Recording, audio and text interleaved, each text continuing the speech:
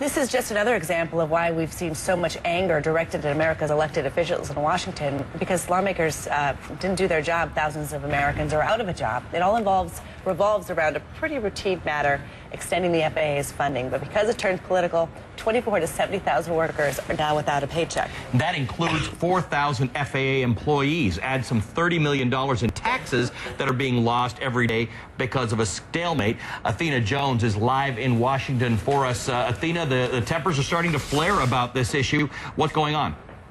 Well, absolutely. We've heard what's at stake, as you mentioned, but it's not just these thousands of workers who are being furloughed, not collecting paychecks, and therefore not spending their paychecks in this weak economy. It's also this nearly more than $1 billion in uncollected tax revenues that this will amount to if this stalemate passes or continues all through the congressional recess, as to say, past Labor Day. Of course, it really depends here on Capitol Hill who you talk to in terms of who's to blame. Let's listen to what Republican Connie Mack had to say from Florida. And then we'll listen to Steny, a Democratic congressman from Maryland. So we passed a bill in the House, reauthorization bill. It went to the Senate.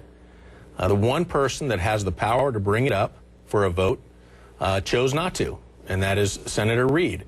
So I would say that, and maybe the Secretary didn't want to say it, but Senator Reid should call the Senate back in, take up the bill, and pass it. We need to get this done, and we should get it done today.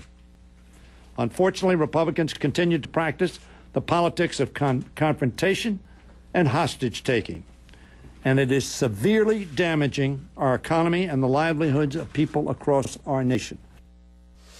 Now, at issue is two big issues that we're talking about right now. One is funding for rural subsidies to airport service in rural areas, small towns in places like Nevada, Montana, New Mexico. Republicans say that they want to save some money. They don't want to spend these subsidies to these rural airports. Democrats say it's not about that. Democrats say Republicans are using this smaller issue to try to force Democrats to change on a larger issue about making it easier for airport workers to unionize. And so we don't know how it's going to end here. We've heard the President and Transportation Secretary Ray LaHood urge Congress to get together and solve this very, very soon, guys.